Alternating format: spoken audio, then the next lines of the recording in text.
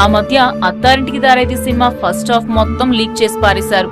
ఆ leaking effect పెద్దగా సినిమాపై పడకపోవడం ఓ రకంగా అదృష్టమే. నిన్న మొన్నటి వరకు పైరసీ భూతమే సినీ ఇండస్ట్రీని పట్టి పీడిస్తుందనుకుంటే ఇప్పుడు ఏకంగా లీకింగ్ భూతం కూడా రెడీ అయింది. ఒక్కోసారి సినిమాను లీక్ చేస్తారు, ఒక్కోసారి కథను లీక్ చేస్తారు.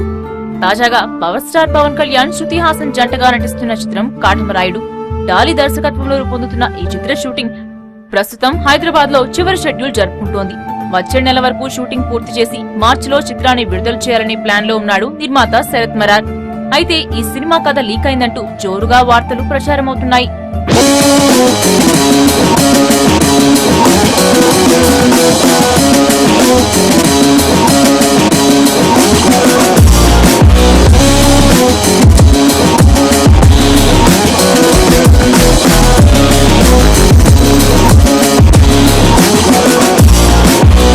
కాటమరాయుడు కథ ఇదేనంటూ సోషల్ మీడియాలో ఓ స్టోరీ తెగ హల్చల్ చేస్తోంది.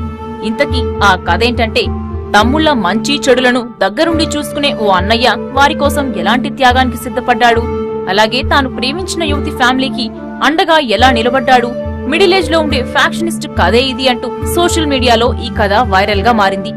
సినిమా పక్కా ఫ్యామిలీ ఎంటర్టైనర్ తో పాటు కమర్షియల్ అంశాలున్న సినిమాగా తెరకెక్కుతోందని సమాచారం. రాయలసీమ నేపథ్యంలో రూపొందిన ఈ సినిమా తమిళ చిత్రం వీరం సినిమాకు రీమేక్ అని అంటున్నారు. మరి మీడియాలో ప్రచారమైనట్లు అదే కదా లేక వేరేనా అనేది తెలియాల్సి ఉంది.